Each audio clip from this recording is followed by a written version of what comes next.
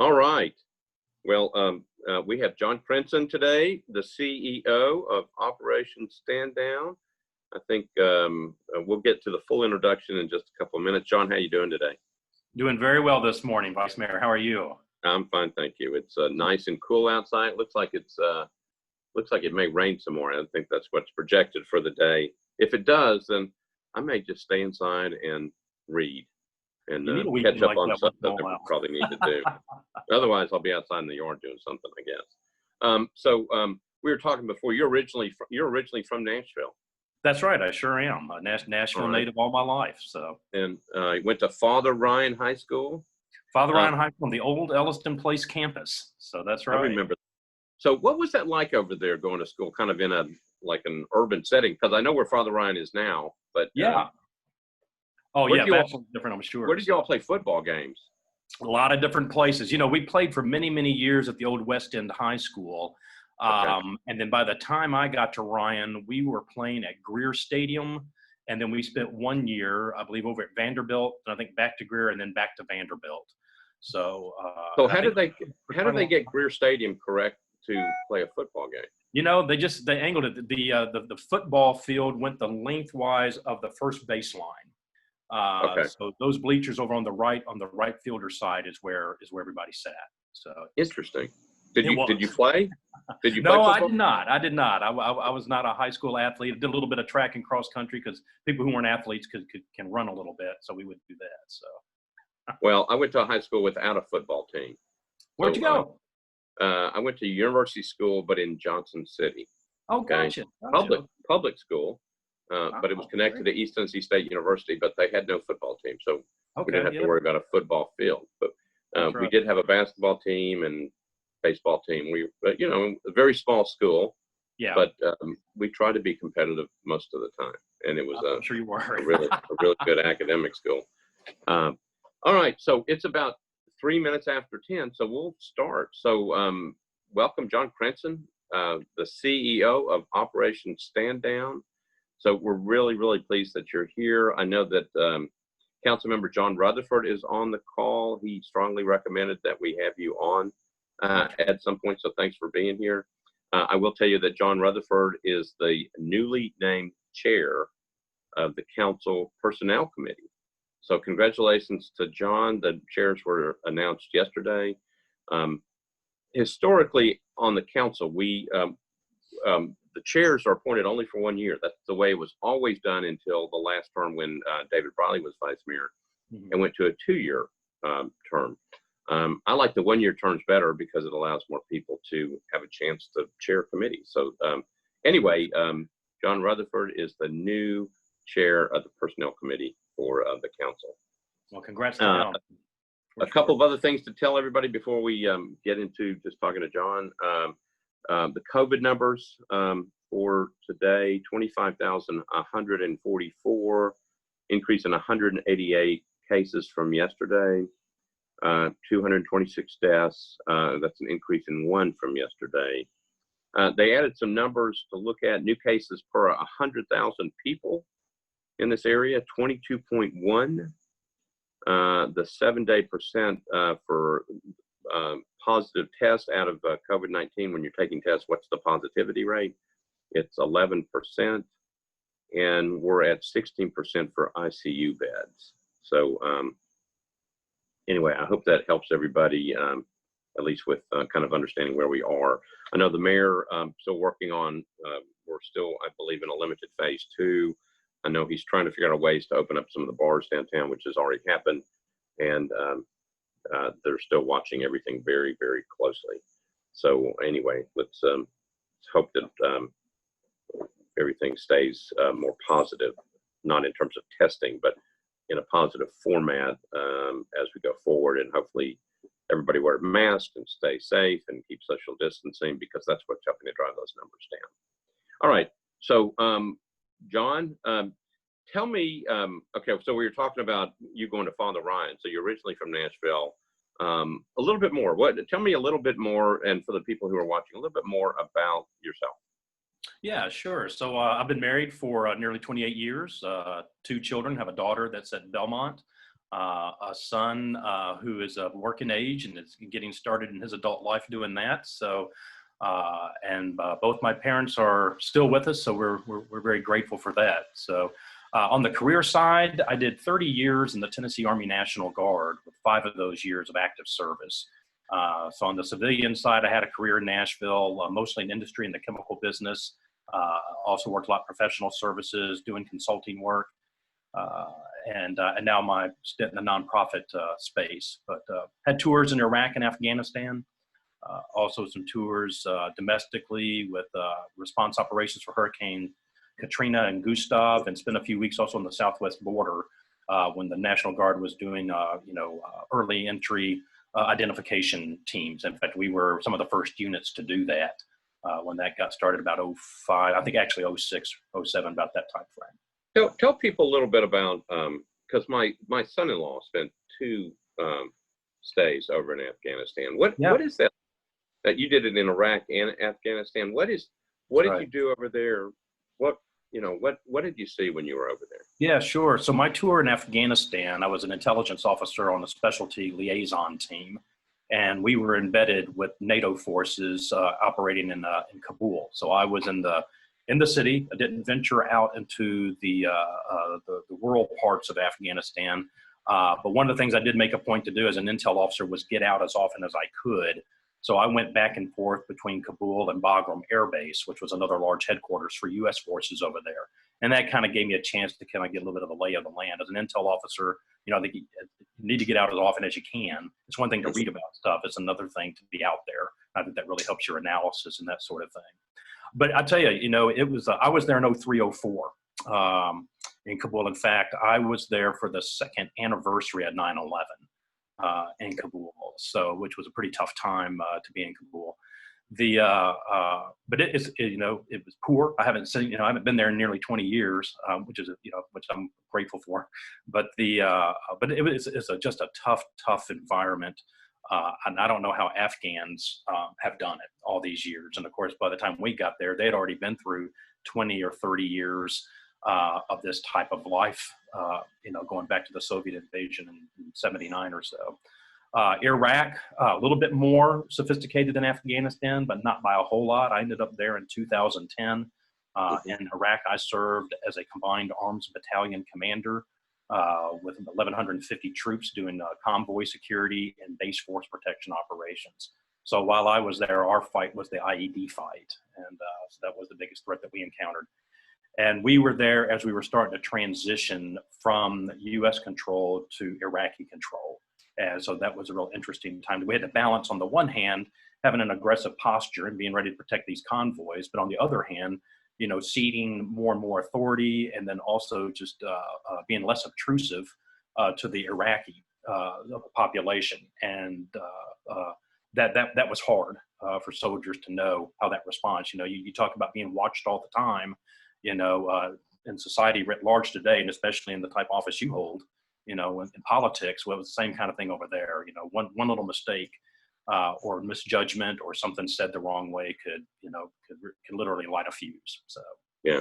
So tell me, one of the things I think I asked my son-in-law about was the connection between our armed services and the citizens of the countries. Mm-hmm. I know, everybody had kind of different roles. I understand that, but did, in terms of Afghanistan and Iraq, did people, was there a way to try to get along, or did people not really like us being there, or, what was the connection between people? Yeah, no, that's a great question. And honestly, it's mixed, so it kind of depended on where that particular Afghan or Iraqi fell and what their experience had been with prior governments and or other forces. So, for example, in Afghanistan, I actually lived out in Kabul, not on a base, but in a safe house.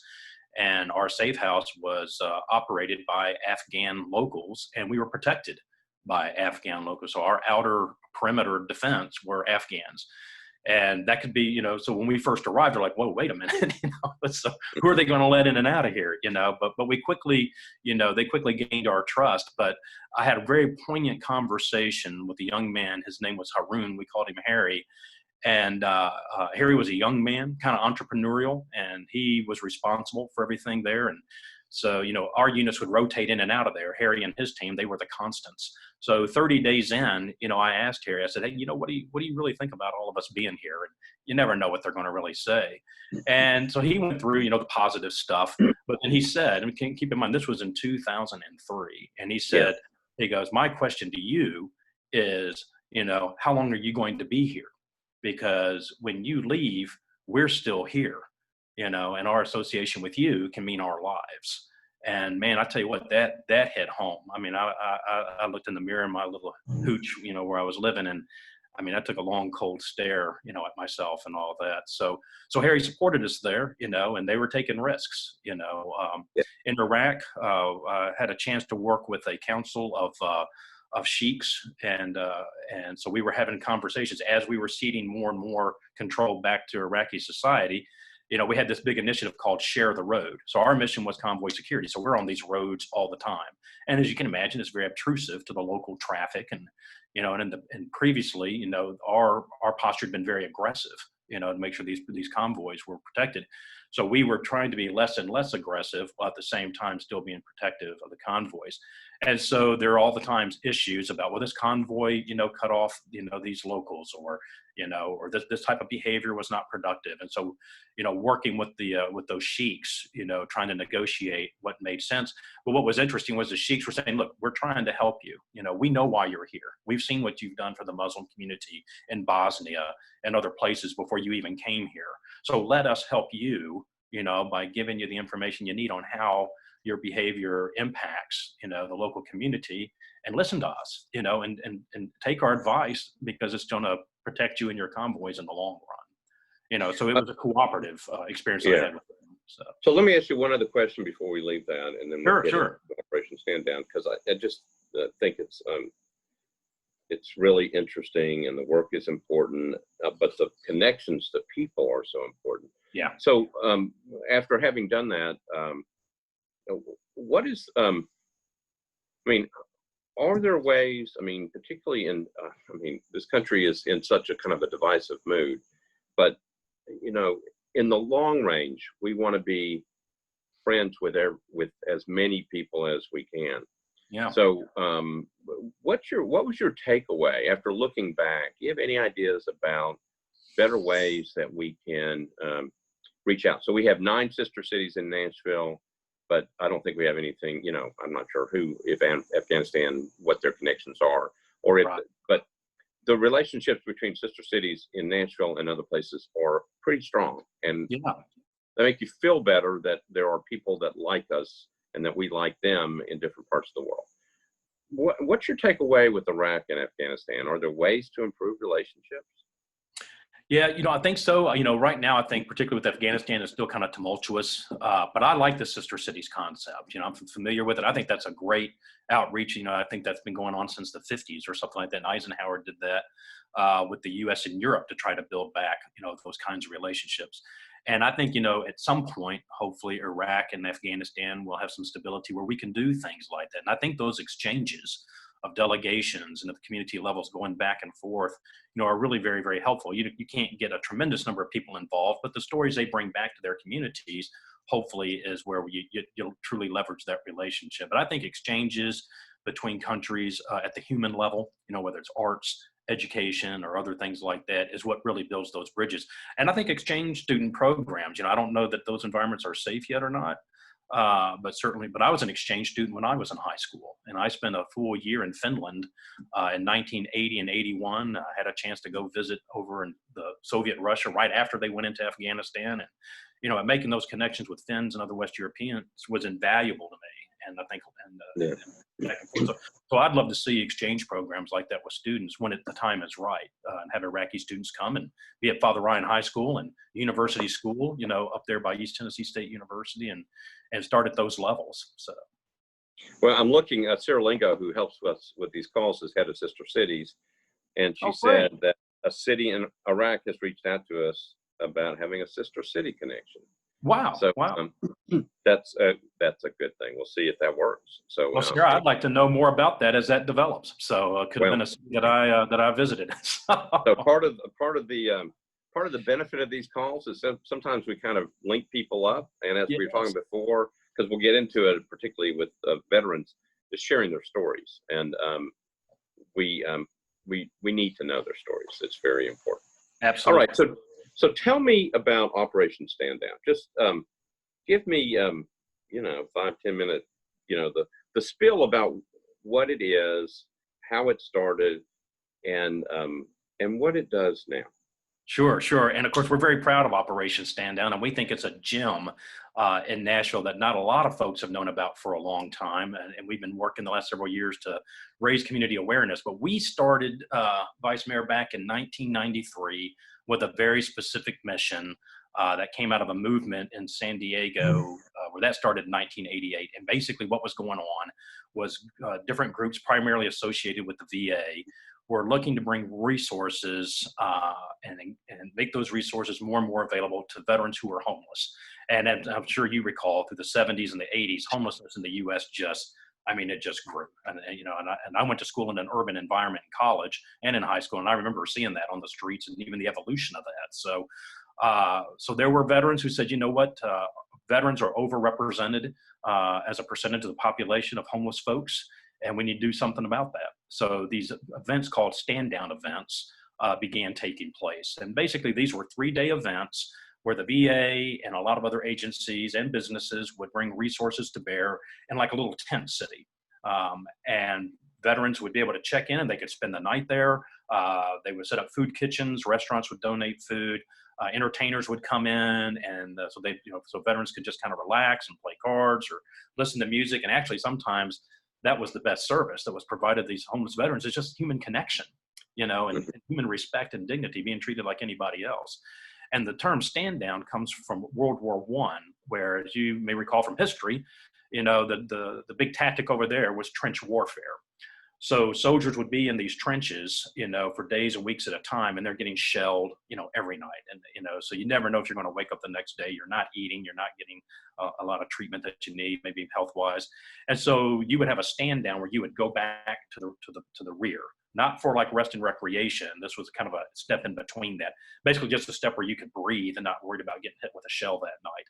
And so these stand-down events use that as a model to say, hey, let's pull these chronically homeless veterans off the streets, bring them into an environment where they don't have to worry about getting beat up in the middle of the night, or whether they're going to wake up the next morning, or whether they're going to get a meal or not, or whether they can get a shower or not. And let's provide that to them for at least 3 days, and then they can go back out. And hopefully we can get them connected with some resources that they'll follow up on. And maybe systemically we can do something about it too. So our first one was in 93. And then our group, put that on. And then in 1999, we became a full-time organization where we took over 4 transitional houses for homeless veterans. Since then, and about 2 or 3 years after that, around 2002, 2003, we added 3 more. So today we have 7 transitional houses for veterans in Nashville with 42 beds, men and women. We built wraparound services for employment or VA benefit connection, life skills, just a variety of things. And so today, the last few years, we have spent broadening our mission. So basically what was happening is we were fully focused on chronically homeless veterans. But about 6-7 years ago, we had more and more veterans come into us say, I need some help with this. I'm having difficulty with my transition to civilian life, or I'm not homeless, but, in another few months I might be if I don't square away my financial situation or these legal troubles or or I'm underemployed, I need a better job. But we couldn't do anything for those veterans because everything we had was restricted to chronically homeless veterans. So our board, and I think you'll know this gentleman, led at the time by Bob Took, said, hey, we need to do something about this. We can either wait till veterans are homeless and serve them, or we can do something to prevent it. And so the obvious answer, especially for veterans, is, well, let's do something to prevent it. So we began expanding our reach to veterans who were at the precipice of becoming homeless, who were vulnerable or in crisis, and then also for veterans transitioning out of the military. So that's been a lot of our focus over the last 6 years, is broadening that mission and making sure veterans that are not homeless are aware of our service, what we can do for them. A big initiative with that was in concert with Metro Council and Metro government, bringing the Metro Veteran Service Officers that work for Metro. They are housed at Operation Stand Down Tennessee at no cost to the city, by the way. But that gives them a much better access. We have free parking. You know, we're in a high profile location at 12th Avenue and Edge Hill.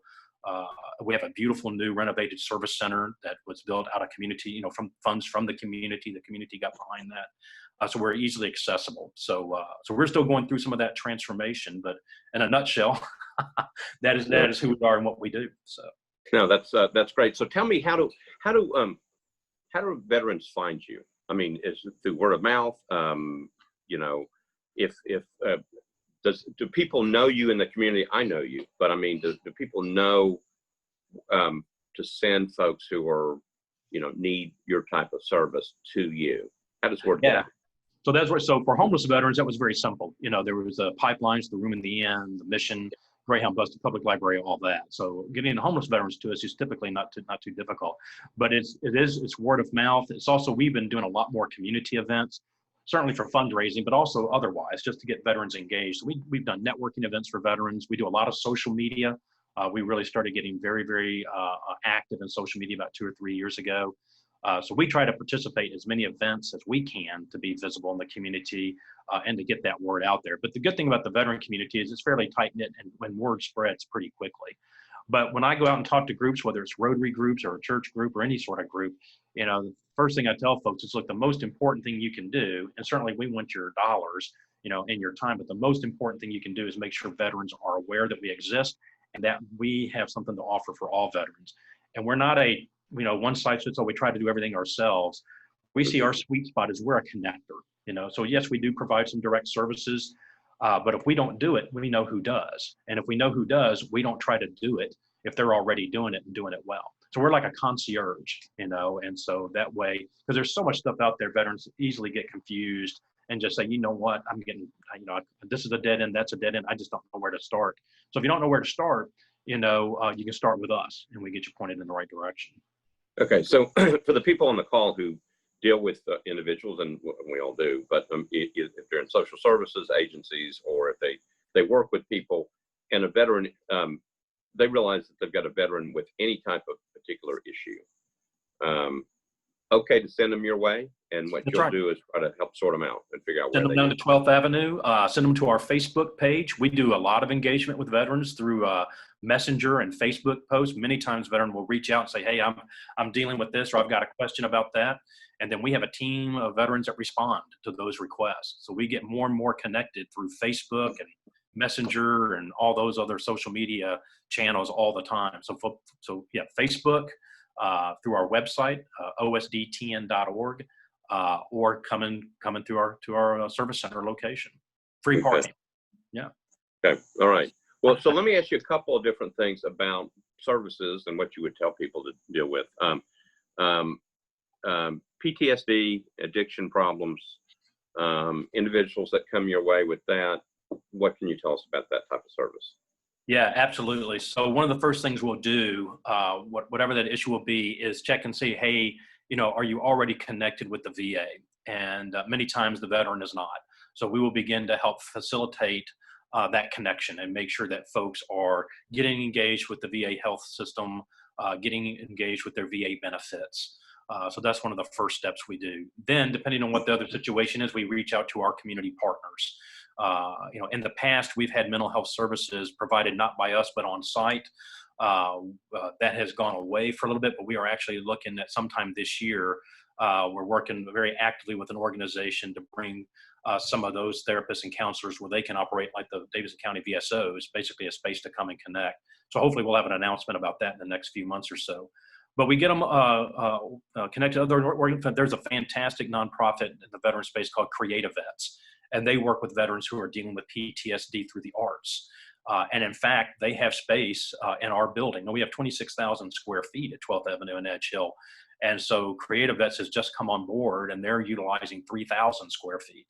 And they work with songwriters on Music Row to do songwriting workshops to help veterans kind of express themselves. They also use the arts, so pottery, sculpting, painting, collage type work. And pretty soon they'll be offering those on site at 12th Avenue and Edgehill. They're just a few months moving in now. And then at some point, they're hoping to have a gallery there where folks can come in and see some of the artwork that veterans have produced, and also come to songwriter nights and hear veterans perform, some of the works they've done. And that is, what that does for a veteran is just huge, just huge. Yeah. So we can get veterans, connected to programs like that. Very good. Very good. Very interesting. I like that. All right. Yeah. So tell me about, all right. So we had a lot of questions about evictions and concerns about evictions, particularly in a time right now. Tell me what do you see out there? And are there programs for veterans that if they're at risk of being evicted, what are they supposed to do and what can you help with? Yeah, so we haven't seen quite yet a wave of evicted veterans coming to us for services quite yet. And the last I saw, and it may have changed since because it's been a few weeks, is that evictions, I think we're going to start taking place again at the Sheriff's Department, I think 8/31, August 31st. So I think that's still the case. So, but we are prepared, as that, we've been anticipating that. So we have a great program through the VA called Supportive Services for Veterans and Families. So as veterans lose housing, whether that's through eviction or whatever it might be, they can come to us at our service center or engage us online, and then we can assess their situation and see how we can get them to regain housing. Or again, we can also help them, prevent them from losing that housing and getting evicted in the first place. So once a veteran, and their family, if they have the sense that hey, I'm facing eviction, they shouldn't wait until that happens to reach out to us. They should reach out to us in advance. And we have housing case managers who can work with them in between our programs, the VA and MDHA. There's a lot of things we can do to help them keep that housing, or if they've lost it, to help them regain housing. And the VA, and I'll say this, the VA has really, really stepped up in this COVID environment. I can't say enough about what the VA has done, particularly toward housing initiatives. So veterans, and the VA's mantra to programs like this, no veterans on the streets, no veterans on the streets. So for example, we have put over 100 veterans into hotel spaces since March, and with a big wave of those actually having taken place since July.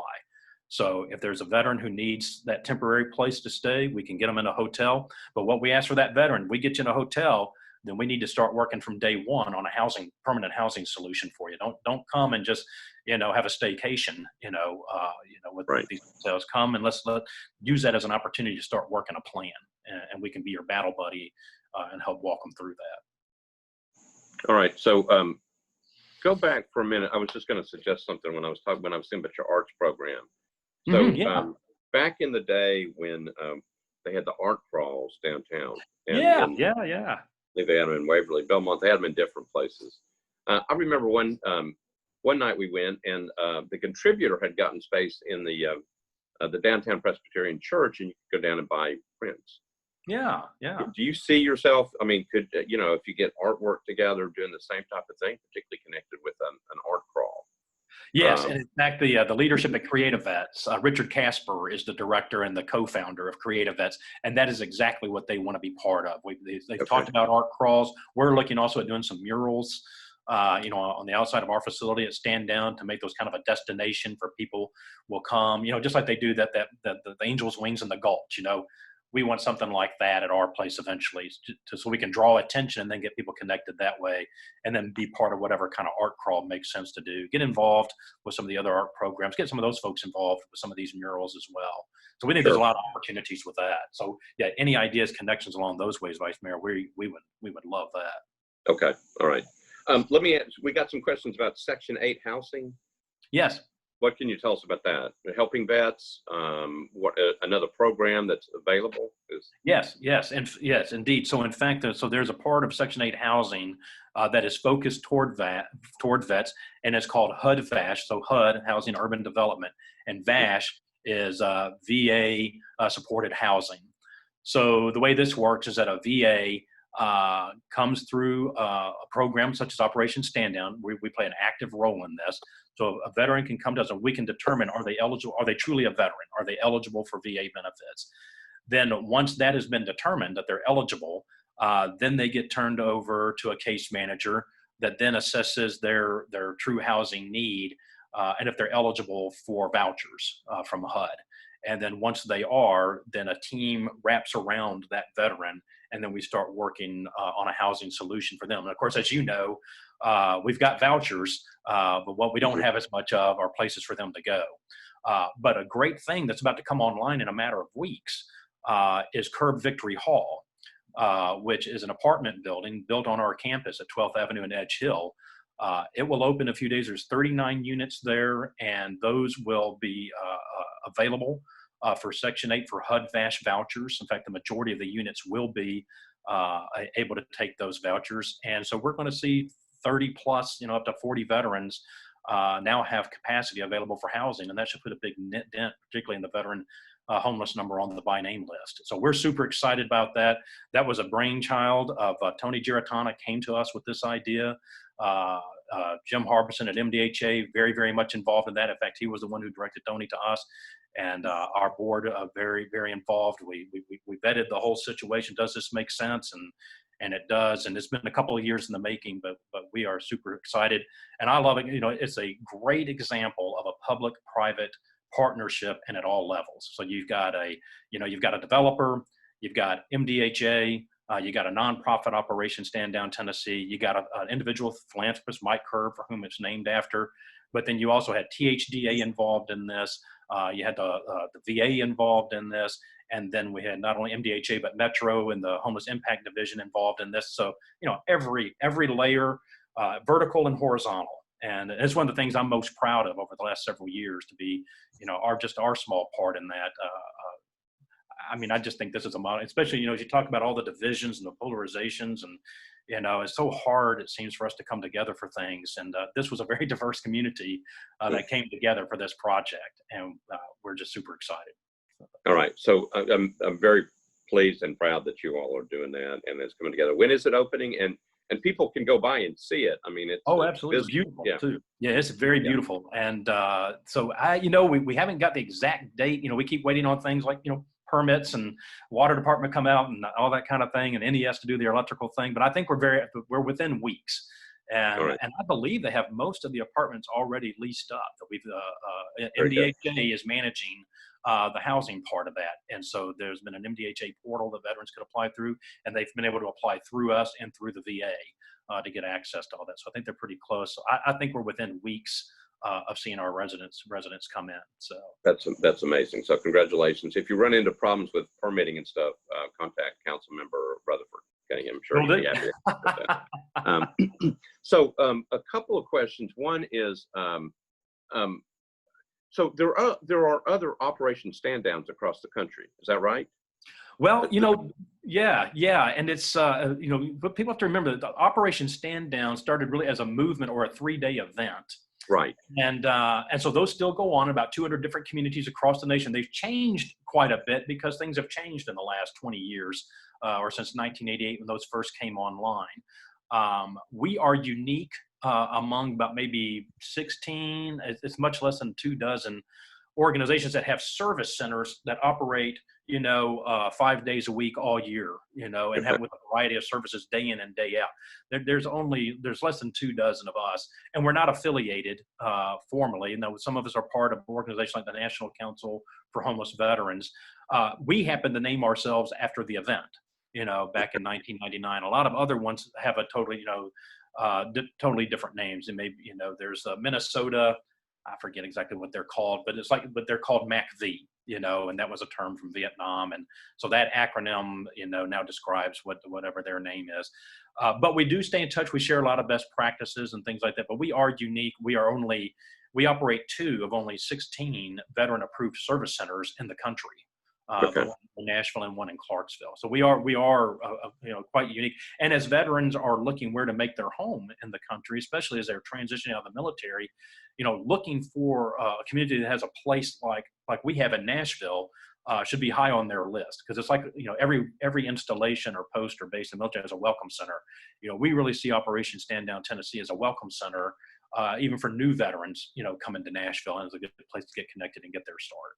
What about the housing? Other places have housing like what you're doing here? Curb Victory Hall, that's still fairly unique. Some do. There's a lot of transitional housing programs. but there's not very many that are doing permanent work like this. There are some that are doing things around tiny homes.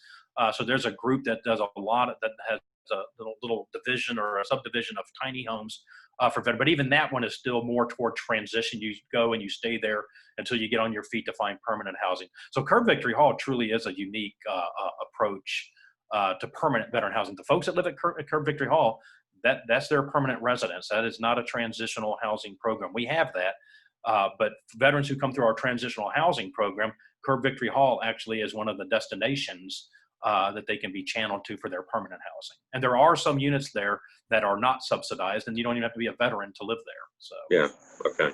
Tell people a little bit about funding. How do you all get funded? Even to the extent it sounds like obviously there was a great deal of group partnering up on this Curve facility, but overall, how do you fund yourself? Yeah, overall, about 6 years ago, when we were exclusively focused on chronically homeless veterans, all of the 90% plus of our funding came from the VA and through the Department of Labor. And then the other 10% came through, the generosity of individuals. Frisk Foundation, HCA were early, supported. We got some money through United Way. We got ESG funds, Emergency Solutions Grant through Metro. But 90% came from those efforts. When we began to expand our reach to prevent homelessness and then also to help veterans in transition, we realized we needed to diversify our funding base because frankly, there aren't grants for that type of work, or not as many grants. So today, about 56% of our funding comes through those grants. The other 44% of our funding comes through private efforts. United Way is a huge supporter. Memorial Foundation, HCA, all those do a great deal. A lot more individual giving than we used to have. That we're very active with the Big Payback program. We have an annual Heroes Breakfast that generates nearly $250,000 for us. That keeps our agency going, and some of these, funds a lot of our social media type programs. Those things, of course, that's being impacted by COVID. As anyone who relies on events for funding is experiencing this year. So ours is usually held in August and September. This year, we're trying a hybrid Heroes Breakfast, depending on what phase we're in. But we've moved it to November 12th, the day after Veterans Day, and hopefully we can pull that together. We have a great plan. Hopefully we'll be able to pull that together. Okay. Okay, so let's talk about COVID-19. Yeah. We usually save a big question we're about 2/3 through the program. So tell me about COVID-19. Tell me about generally, what are you seeing? Are there extra programs out there for outreach? VA, have they stepped up? Everything from what are you seeing from, do people know to where to get tested? Questions about, are they getting their medications? Flu shots, everything. What can you tell us about COVID-19? Yeah. So, big question, and obviously, a big impact on all the community and certainly on the veteran community. So firstly, Operation Standouts continue to operate, so in fact, we stayed open as an essential organization. We certainly drew back our hours and our staff on site, but we kept doing that. The VA stepped up in a huge way with funding and outreach efforts and all that sort of stuff. So we remain open. We're doing a lot more delivery of services virtually than we ever did before, and the VA is supporting those efforts where they didn't in the past. So we're grateful for that. We've been fortunate that none of the veterans in our transitional housing program have tested positive, knock on wood, and all of our staff have remained healthy. So we've been very fortunate there. And financially, we've been able to stay afloat, and we have a plan in place. And it's month by month, as you can imagine. Right. Everybody knows. So with their own organizations and businesses. So, but people can come to Operation Stand Down. We believe we have great, safe protocols in place. We still work with the VA. The VA operates a shuttle that goes from Operation Stand Down and several other locations, the library, Room in the Inn, Matthew 25, and some other places. So veterans can get to the VA or get to us via that shuttle if they don't have their own transportation. A lot more things are happening, again, streaming, a lot of telehealth going on that didn't go on before. We're doing more of that kind of case management that way. PPE, I think, is still a struggle. Trying to get out to have enough of it. First, it was just, is there enough for our staff, and do we have enough PPE, for the VA to have for their staff? So, but more of that's available. If a veteran comes to stand down and they don't have a mask with them, then we give them one before they can enter the building, and we do the temperature checks, the questions, the whole 9 yards with that. So we've been fortunate so far. We haven't had to screen, I don't think, any veterans out at the door yet. What that tells me is that people, if they know they've got symptoms, they're not coming. They're exercising personal responsibility. So we've been fortunate that we've not had to say, well, you can't come in, but now let's try to figure out what we're able to do. So tell me about, particularly for, you worry about particularly homeless veterans that are out on the street. That are you hearing about increased cases in terms of COVID out there? If there are there, what are the things that people, that they should know, or that we should know about getting help to those individuals, particularly if they're just out there? Yeah, and and a lot of outreach, particularly to the tent-based communities, and a lot of those was reduced for the safety of outreach workers. Right. So that is kicked back in. So in fact, we have a staff member that will go out and meet with veterans at their locations. In terms of the COVID numbers, that's, by the time that gets to us, they've either already have gotten some assistance on the medical side, because we're not as engaged on the health and the medical side of things.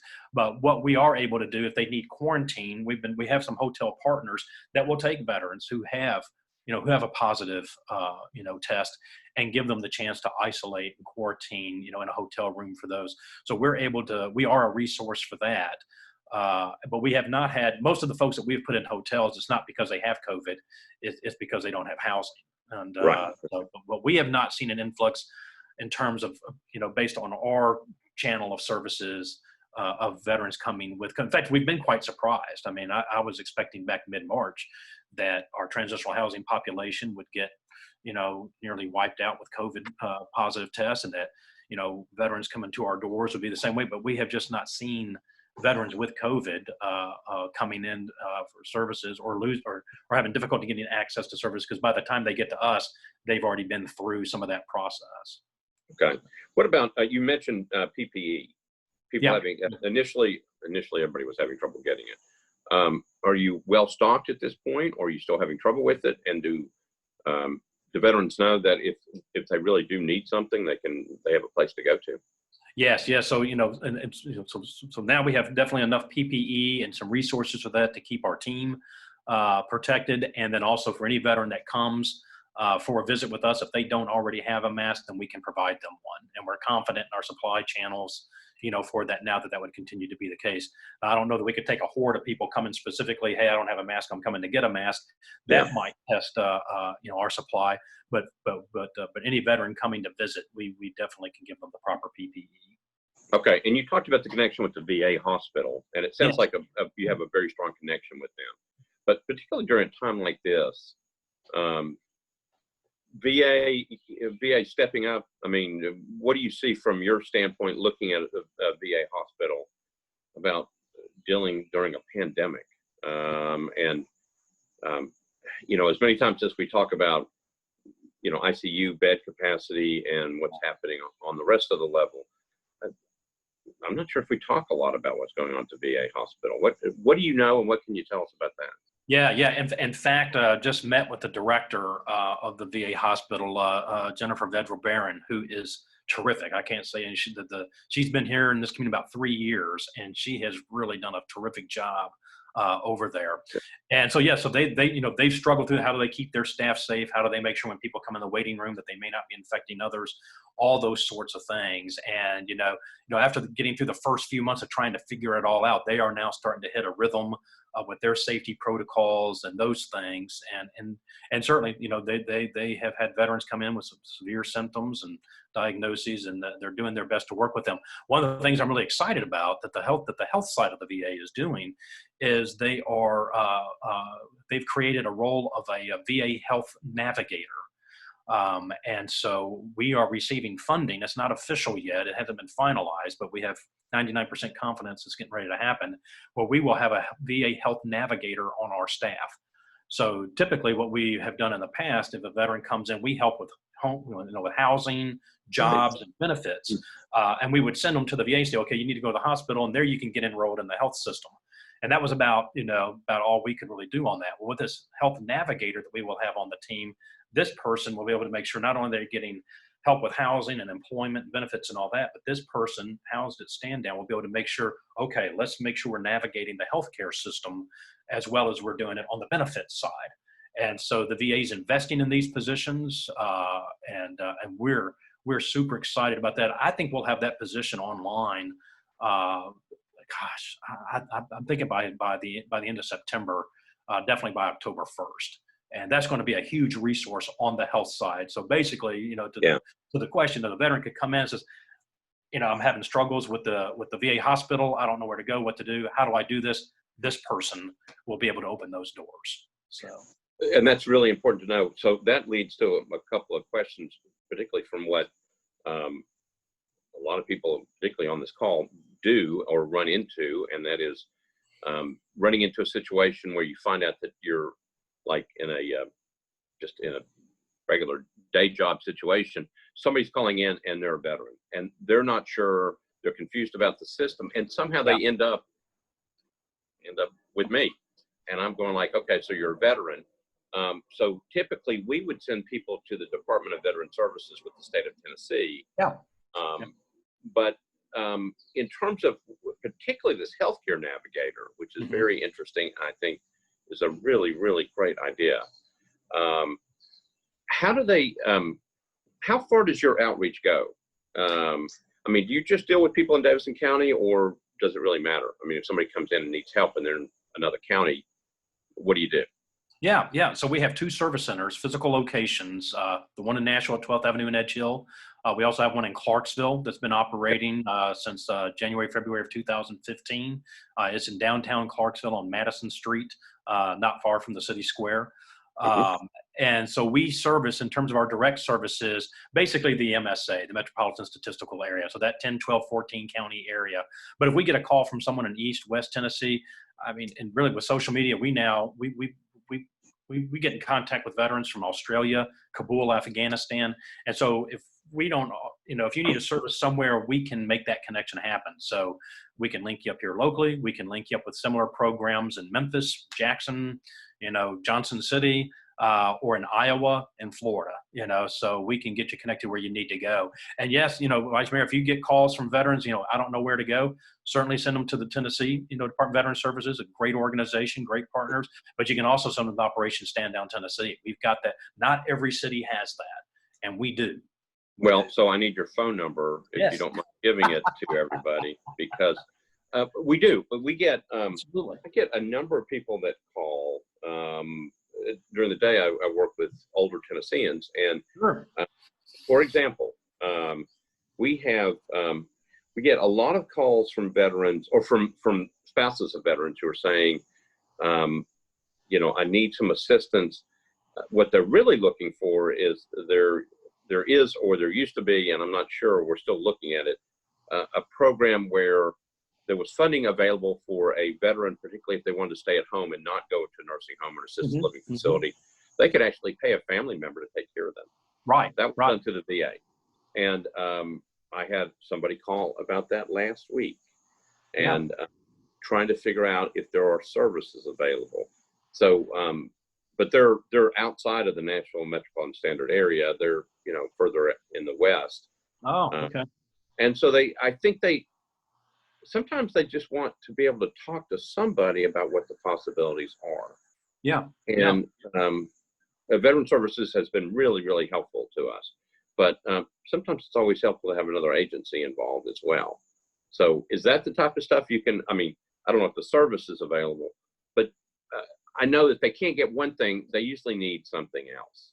Right. And so the question is, can they call you and you all help them in terms of just trying to figure out some of these things? Yeah, absolutely. A call or a walk-in or an email to our info, email address, we can get them connected up. In fact, just last week, we had someone reach out to us from the Jackson, Tennessee area.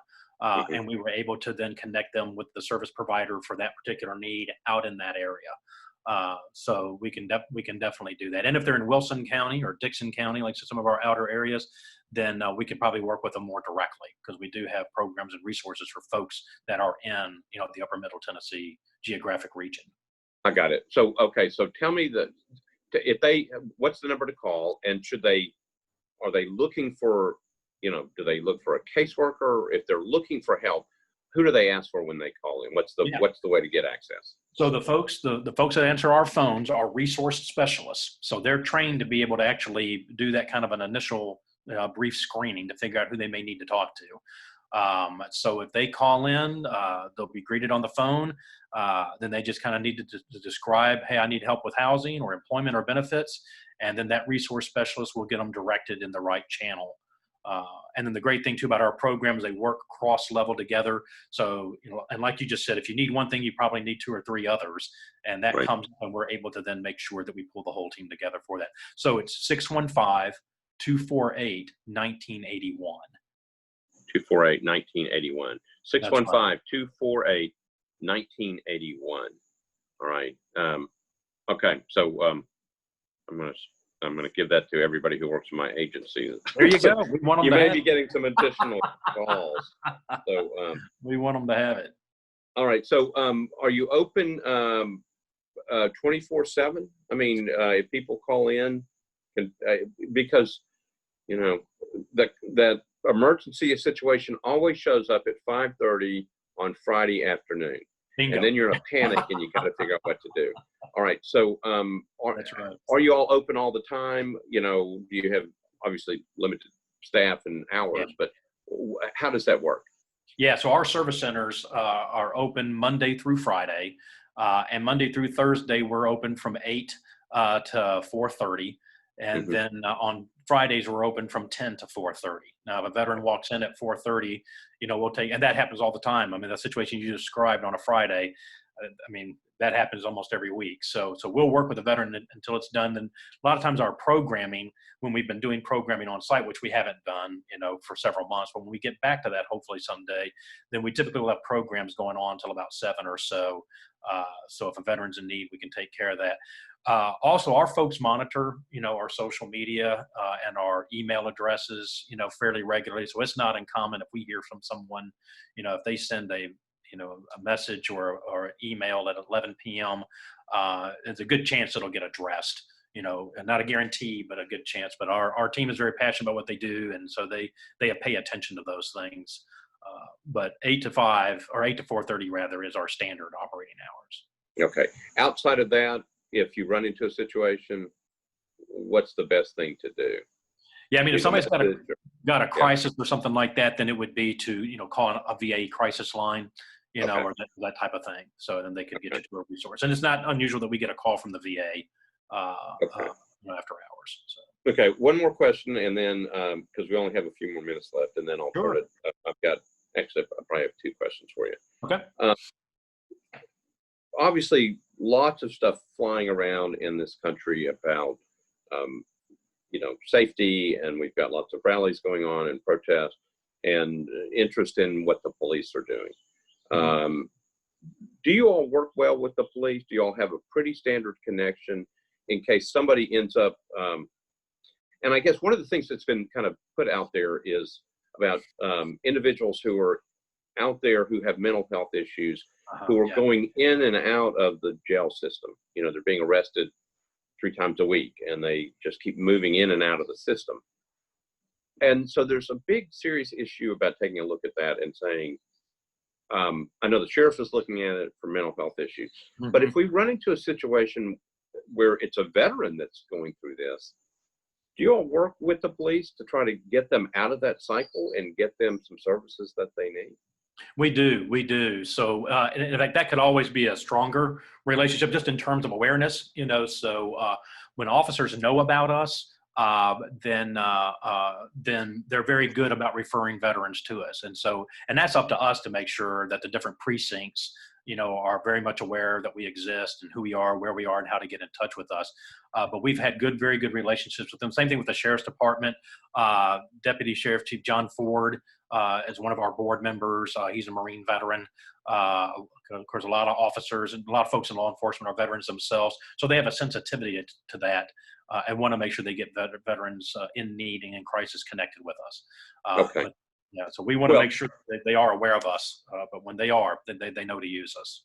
So I know that Councilmember Rutherford is on the call, and I would encourage that. I mean, it is something that we're obviously looking at, and that is, and when the sheriff was on one of these calls, he was talking about individuals who are coming through the system just over and over and over again, and it's an issue. And so if one of those individuals happens to be a veteran that needs services, we want to get them out of that cycle and get them the services they need. So if we can be helpful in terms of making those connections stronger, we're all for that. Well, you know, and maybe one of those things could be, and maybe this is a role that you all or Councilmember Rutherford can play, is, we could go to precincts and do a quick presentation to the officers of Operation Stand on who we are and what we do and how to reach us.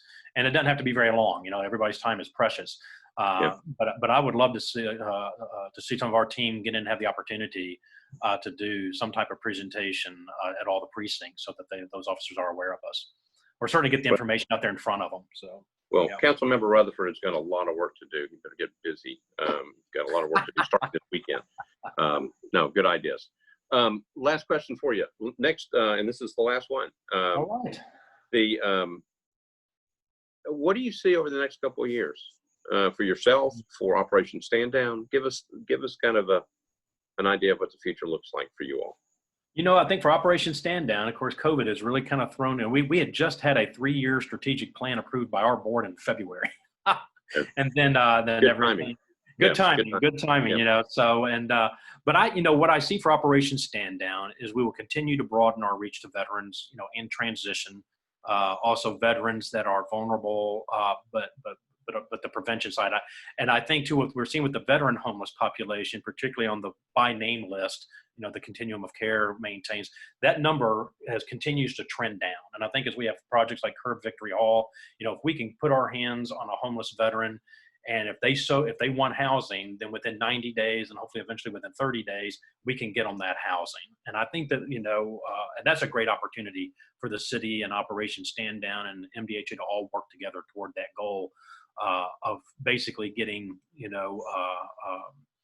veteran homelessness down to what is called a functional zero, where basically once identified, we can get them set up. So I think that's a great opportunity. I see that happening in the next couple of years. I see us doing a lot more of our service delivery, virtually. We're already doing a lot more of that, and it's been successful.